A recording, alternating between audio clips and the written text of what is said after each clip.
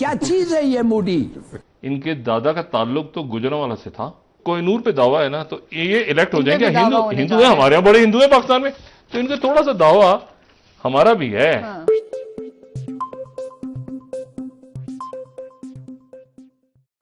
Hello दोस्तों, आज हम लेकर आए हैं इंडिया और पाकिस्तान की वीडियो। अगर आपको वीडियो अच्छी लगे तो प्लीज इसे लाइक करना और चैनल को सब्सक्राइब करना। चलिए बिना देर किए वीडियो शुरू करते हैं।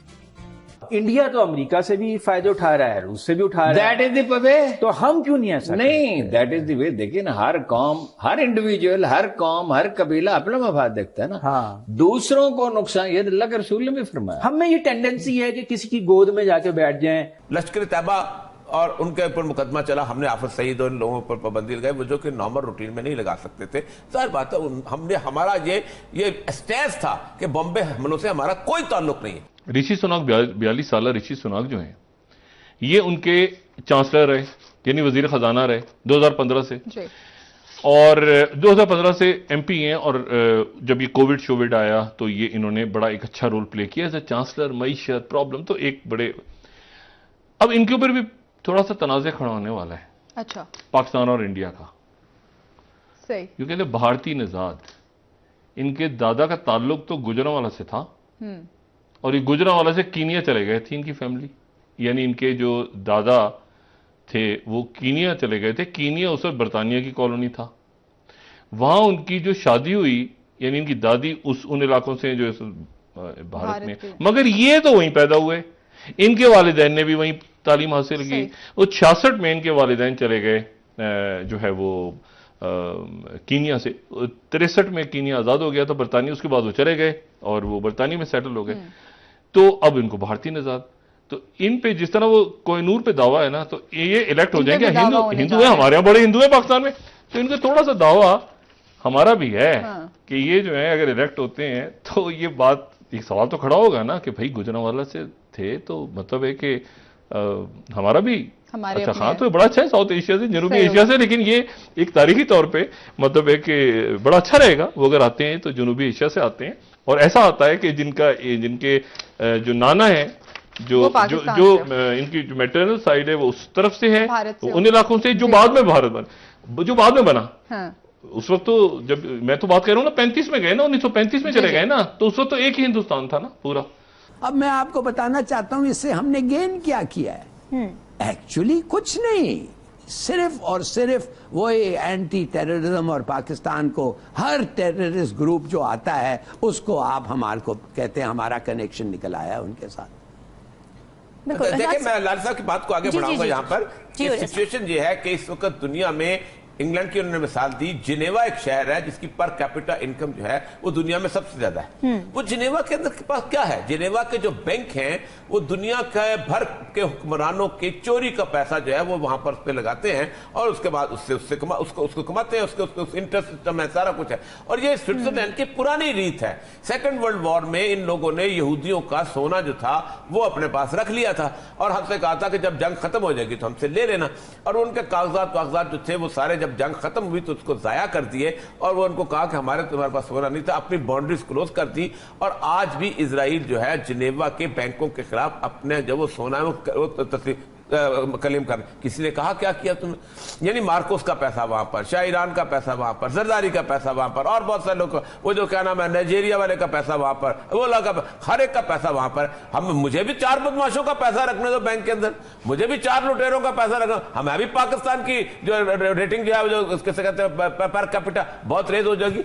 असल मसला बिल्कुल ठीक है कि ये सिर्फ इशारा था, और ऐसी उसकी बताया जा रहा है कि जैसे हमने कुछ जाके पता नहीं माउंट एवरेस्ट पे झंडा गाड़ दिया है। बताता कोई नहीं कि फायदा क्या होगा।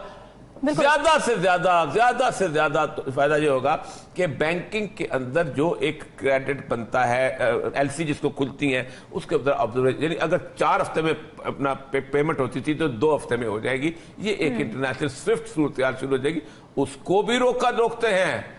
और सबसे बड़ी बात है कि जिसमें हम अगले उस मौजूद पर डिस्कस करेंगे, आपकी क्रेडिट रेटिंग होगी तो कुछ करोगे, आपका तो रुपया सत्यानाश हो रहा है उसका। बिल्कुल। जफर हिलाली साहब, आप क्या समझते हैं, पाकिस्तान जिस तरह ग्रे लिस्ट से निकला है तो भारत के अंदर हमने देखा है कुछ खामोशी से छा गई है, और हमने देखा कि यूएन की जनरल असेंबली के जो जनरल सेक्रेटरी हैं तो कितना बड़ा ब्लोबैक है ये अगर इंडिया के हवाले से बात की जाए? फिच ने भी पाकिस्तान की रेटिंग कम की है, इस पर भी साथ ही कमेंट कर दीजिए। फिच ने जो रेटिंग की है कम कर दी, क्या मुहर्रिकात देख रहे हैं आप उसके पीछे?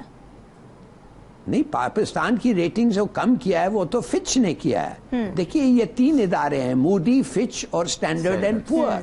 वो रेटिंग्स को बढ़ाते हैं, वो तो बड़े सीरियसली उनका काम लेते हैं। और वो जब रेटिंग्स आपको करते हैं वो क्या क्या देखते हैं मैं आपको बता देता हूँ।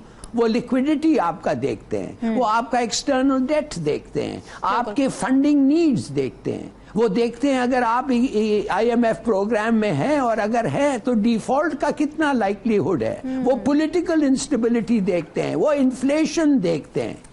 और ये सब देखने के बाद अगर वो रेटिंग आपका गिरा देता है तो दैट्स वेरी सीरियस। वो इन्वेस्टर को कहता है नजदीक मत जाओ पाकिस्तान के। इसलिए ऑन ऑल दीज काउंट्स ये अच्छा नहीं है, वो बिल्कुल अलग है। फैक्टर्स का तो कोई असर नहीं है, लेकिन जो आप फिच की जो डाउनग्रेडिंग आपकी हुई है इसका तो असर है। ये बुनियादी तौर पर एक हार्स कम्युनिकेशंस है, उस आरएस टावर है बकायदा न्यूयॉर्क के अंदर, जहां इनके एस्टैब्लिशमेंट सैन फ्रांसिस्को में ये फर्म बनी थी। ये पूरी दुनिया के तमाम तर सरमायाकारों को एक गाइडलाइन देती है कि फला मुल्क में जाओगे तो तुम्हारा पैसा जो है वो डूब जाएगा, वो देने के काबिल नहीं। जैसे साहब ने पाक की 3-4 वजूहात बताई, बकायदा उसके ऊपर एनालिसिस किया जाता है। और ये जो ऑर्गेनाइजेशन फिच जो है ये बकायदा इसके टीवी चैनल्स हैं, इसके अखबारात हैं, बाकी ये बिल्कुल ऐसे ही है कि अगर आपके टीवी के ड्रामे की रेटिंग गिर जाए या टीवी के प्रोग्राम की रेटिंग गिर जाए तो इश्तिहार के पैसे गिर जाते हैं। अगर टेलीविजन चैनल जो एक टेलीविजन चैनल जो है वो 10,000 रुपए का देता इश्तिहार तो दूसरे जिसकी रेटिंग गिरी वो 1,000 या 500 रुपए पे देगा। ये जो इन्होंने ये किया है इसमें हालांकि आप अंदाजा करें कि एशियन डेवलपमेंट बैंक ने हमारा लोन अप्रूव किया हुआ है, उसके फौरन बाद उन्होंने ये किया है। इसका मतलब यह है कि वो समझते हैं कि पाकिस्तान का जो रुपया है वो डिस्टेबलाइज हो रहा है और वक्त के साथ साथ पॉलिटिकल इंस्टेबिलिटी ऐसी है कि अगर आप वहां जाके पैसे लगाएंगे, वहां जाके आपको काम करेंगे, वहां को IPP खोलेंगे तो आप एक दिन ऐसा होगा पब्लिक अपराइजिंग में हो सकता है आपकी जो फैक्ट्री काबू कर लिया, या आप अगर खर्च करते हैं तो पाकिस्तान के पास इतना क्रेडिट ही नहीं होगा कि आप वापस कर सकें। उन्होंने ये कहा है कि पाकिस्तान जो है 36 अरब डॉलर के करीब उसको पैसे चाहिए किस्त अदा करने के लिए। यानी हमको भी जन्नत में रहते हैं 36 अरब डॉलर, क्या मतलब दाता दरबार पे चंदा रख के या किसी और जगह पे चंदा रख के इकट्ठा किया जाएगा पाकिस्तान के लोगों को? नहीं, मतलब सारा यह है कि आपको आपकी प्लानिंग जो है आप उस वर्ग पे आ चुके हैं कि जहां आप सिर्फ इस तरह की प्रेस कॉन्फ्रेंस करके अपने आप को सहारा दे रहे हैं। पाकिस्तान की क्रेडिट रेट, पाकिस्तान का बॉन्ड, हम सारी की सारी जो वॉल स्ट्रीट में या बाकी जगह जब बॉन्ड फ्लोट करते हैं तो आलमी इंटरनेशनल जो इन्वेस्टर्स हैं वो हमारे यहाँ पैसा डालते हैं, उन बॉन्डों को खरीदते हैं। जैसे आप भी बॉन्ड खरीदते होंगे वापडा में, जी वापडा कल फायदा होगा, मैं बॉन्ड नहीं, लोकल लेवल की चीज है। इंटरनेशनल लेवल पे होता है कि मुल्क के बॉन्ड खरीद लो ताकि उस मुल्क के अंदर रेटिंग बढ़े तो हमारे पैसे जो है हमारी किस्त हर बॉन्ड के ऊपर कितने हो जाएगा, फिर मेच्योरिटी पे मिल जाता है। उसके 40% किसी 100 रुपए का $100 का बॉन्ड खरीदा वो 45 पे आ चुका हुआ है। अब आप खुद सोचे कि इस लेवल के ऊपर आप कहते हैं हमें फैटिफ ने ये कर दिया वो कर दिया। भाई कंसर्न की बात तो ये है कि आप ये जो फिच के मैं पढ़ रहा था कि आप इस वक्त मुकम्मल तौर पर इन्वेस्टर्स के लिए एक ऐसा मुल्क उन्होंने डिक्लेयर कर दिया है कि इकोनॉमी डूब रही है, जो तबाह बर्बाद हो रहा है, इसमें से अगर पैसे हैं तो निकाल लो, यार अगर पैसे मजीद इन्वेस्ट करने हैं तो तुम्हारा अपना जिम्मा है।